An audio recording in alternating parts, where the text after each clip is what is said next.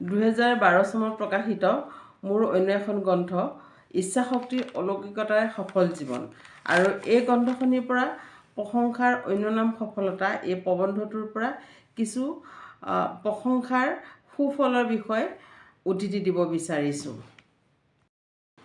প্ৰশংসাসূচক শব্দই এজন মানুহৰ জীৱনলৈ কোনো এটা কাম সমাধা কৰাত উৎসাহিত কৰাৰ লগতে কৃতকাৰ্যতাও কঢ়িয়াই আনে।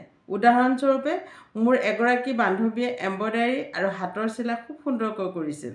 এদিন তাইৰ এম্ব্ৰইডাৰী আৰু হাতৰ চিলাই দেখি খুব প্ৰশংসা কৰি ক'লোঁ, তোমাৰ ইমানবোৰ গুণ থকা স্বত্তেও তুমি কিয় ঘৰত হাত সাৱটি বহি আছা? তুমি ঈশ্বৰৰ ওপৰত ভৰসা কৰি এইবোৰ কাম ব্যৱসায়িকভাৱে কৰিলে ঘৰতে বহি ধন উপাৰ্জন কৰিব পাৰিবা।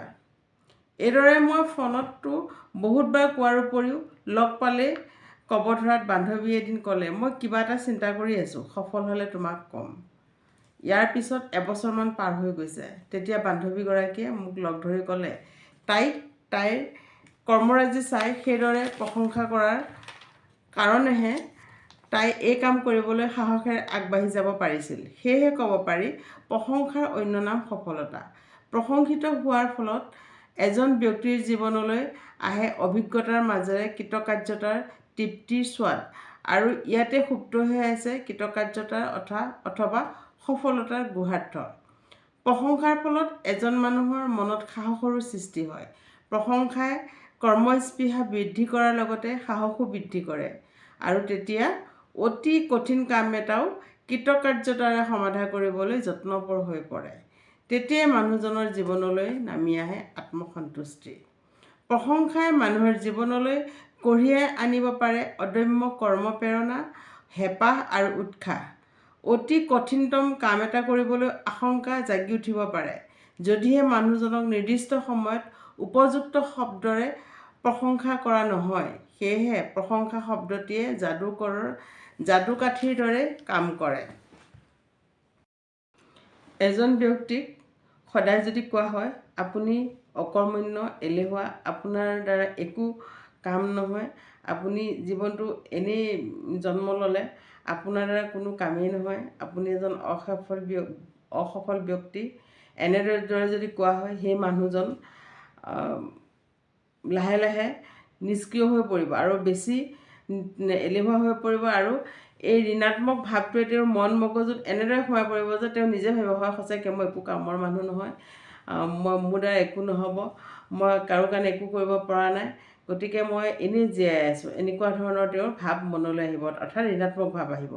কিন্তু সেই মানুহজনকে যদি অলপ কায়দাৰে প্ৰশংসামূলকভাৱে যদি প্ৰশংসা কৰা হয়, তেতিয়াহ'লে চাব সেই একেজন মানুহে কিন্তু তেওঁ এনেদৰে কৰ্মপটু হৈ পৰিব, তেওঁ প্ৰতিটো দিশতে সফল হৈ পৰিব।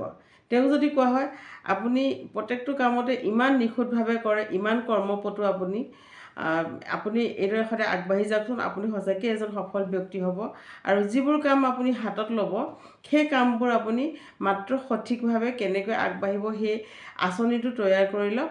তাৰপিছত আপুনি সেই আঁচনি মতে আপুনি আপোনাৰ কামত আগবাঢ়ি যাওক। দেখিব আপুনি কিমান নিখুঁতভাৱে কাম কৰিছে, আপুনি এজন কৰ্মপটু ব্যক্তি আৰু আপুনি এজন সফল ব্যক্তি।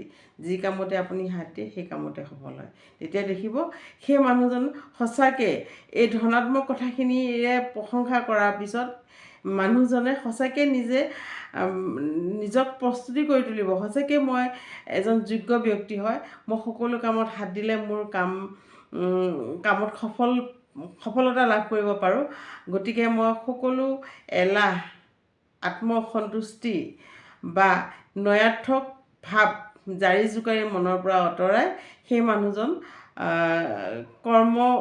কৰ্মত দ্ৰুত গতিৰে লাগিব, আৰু সেই মানুহজনে এজন সফল ব্যক্তি হৈ পৰিব। গতিকে চাওক, প্ৰশংসা শব্দটোৱে মানুহ এজনক কেনেদৰে সফলতাৰ শীৰ্ষত উঠাই নিব পাৰে।